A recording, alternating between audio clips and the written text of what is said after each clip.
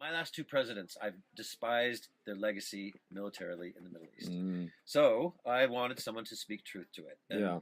there were four that I know of, four candidates in the primaries that spoke truth to it. One was Bernie, to his credit. He was like, we shouldn't have done any of those things. And he'd called, truth to Hillary's bad judgment. The other three that I'm aware of are Rand Paul, Yep. Ben Carson, and Donald Trump. Yep. And Donald Trump did it with some force. I mean, he talked. He did not pull his punches in the primaries about how we destabilize the Middle East. I was waiting for someone to say that for a long time. Yeah. Now, when he first declared, I like, I'd never watched The Apprentice. I haven't followed his career closely, but I read, one of his books back in the 80s, Art of the Deal, and I've seen some of his older interviews, and I have a belief about American politics that the larger-than-life personalities, they don't come around very often. Barack was a larger-than-life personality, or at least he impersonated one very well back in '08. I think most of it was horse shit, but he did capture the imagination. Ronald Reagan was the last uber alpha male of American politics, and he's pretty much universally adored on the right. Yeah. But he was also anti-establishment, and they resisted. They fought him. They fought him tooth and nail, and he was down in the polls like 8 points, like 1 week before the election. I mean, very similar profile to Trump in several ways. He bucked the establishment. The establishment fought him. He had a landslide victory.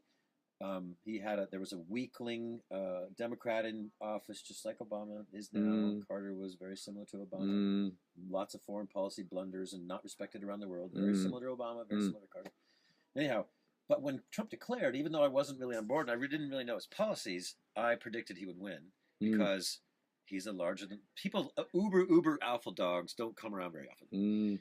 And there's a lot of great business leaders that would probably make good presidents, but none of them want to be in politics. And it's rare that somebody who's a high achiever really wants to go into politics. Mostly they're just, lobbyists or lawyers or senators or whatever who just know how to work Washington, So it's rare that this kind of personality comes along. And so I predicted, even before I was on board, I predicted he's going to win. When he started speaking truth to the wars and the folly and the destabilization and the humanitarian series of catastrophes that the U.S. has been a party to, if not a direct cause of, I got on board. And that was about November, December last year. I was kind of a closet Trump supporter for a while. And I caught little bits and pieces of the debates, usually after the fact. I would just watch them online. But on February 13th, 2016, the day before my birthday, I sat down and watched the one primary debate with, I don't know, there's probably 8 guys on stage at that point, in South Carolina. It was a Saturday, 3 days before the South Carolina primary. Was one of the most remarkable debates I have ever seen. When I was 17, Reagan was running against Carter. Just a few days before the election, they had their one debate. And the big, gotcha line was when Reagan said to Carter, "There you go again, Jimmy." And it was like, oh my God, he said that. It was like this outrageous thing to say in a debate. Boy, forget about all that. On February 13th this year, that debate in South Carolina was, number one, I thought Trump and Cruz were going to come to blows. Trump was red in the face saying, "You are the biggest liar." I'm like, wow.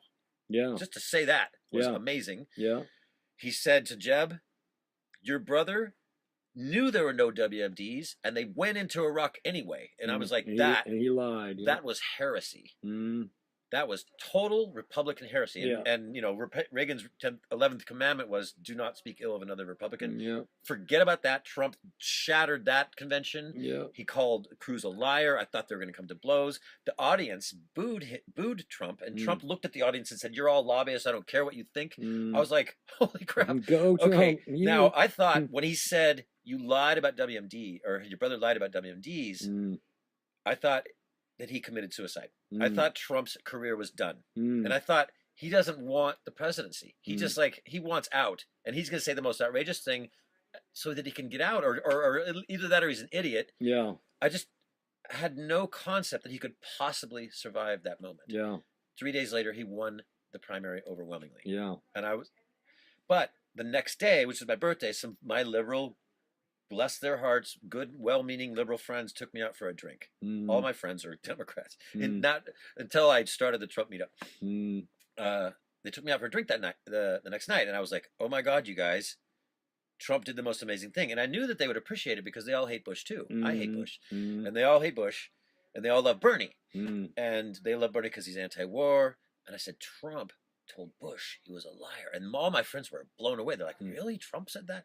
So I thought I could get them onto the Trump train, and I came out. I was like happy to come out at that point because I realized now I can start a conversation with my liberal friends and say, "Look, Trump spoke truth to Bush, which no other Republican would. Nobody even came close." The dynasty, yeah.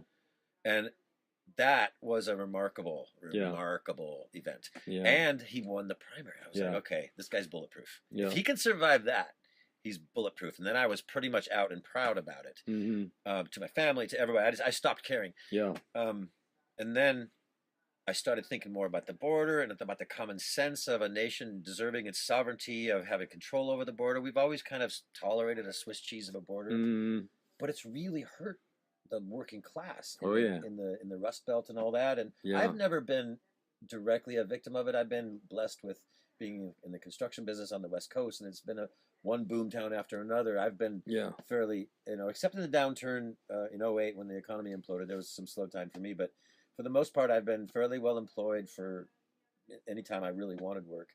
So I haven't suffered like a steel worker has suffered, or a coal miner has suffered, or an auto plant worker has suffered. I've been very conscious of the decay of our inner cities, and I think Detroit is one of the most, the current condition of Detroit is one of the most shameful things that we could do to anybody. We've really abandoned a large swaths of the black community, the working class black folks who migrated out of the South to opportunity in the northern and eastern and western cities. And so many of them have been abandoned. Equality and opportunity. It's just heartbreaking, the condition. And it is violent, and you got to put some of the responsibility on black folks, but we have abandoned them. The jobs that they went to are gone, and it's just, they've been abandoned. So there's a despair that has set in, and so Trump has spoken beautiful truth to that. That's been more recent. He didn't really speak about black issues until maybe after the convention, maybe August, September. But he has spoken beautifully to it, and as I understand it, the black support has gone it doesn't rival Hillary's at this point. I think a lot of black people are waking up to how the Democrats haven't served them at all. And it's a combination of trade deals and Democrat pandering and welfare and other things that taking the African American vote for granted, big time. And Johnson's notorious for saying, "I'll have them niggers voting Democrat for 200 years," when he was putting welfare in place. And he was basically saying, we're going to bribe them. It was a terrible, cynical thing. And there's a whole, and this is where the Democrats have lost me philosophically a long time ago. There's the well-meaning, like my friends, they all mean well, they want compassion, they have good hearts. But then there's the behind-the-scenes Democrats who are just like, we want voters. Let's bribe everybody. Let's keep the underclass down. Let's bribe the immigrants with new freebies, and they just essentially pander to everyone and create this dependency, and it's sickening to me. And I've met enough of those kinds of Democrats who are compassionate on the surface but greedy behind the scenes, and they're just deal makers, and they make me sick. So I'd rather, when it comes to greed, I'd rather have somebody who's transparently greedy rather than secretly greedy. That's the sickening kind of greed. The snake. Exploitation. Exactly. But they have a veneer of it's all about love.